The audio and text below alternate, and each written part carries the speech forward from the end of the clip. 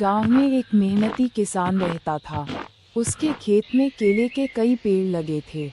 वह रोज खेत जाता और पेड़ों की देखभाल करता। पास के जंगल में एक शरारती बंदर रहता था। बंदर को केले बहुत पसंद थे। वह किसान के खेत से चुपके से केले तोड़कर खा जाता था।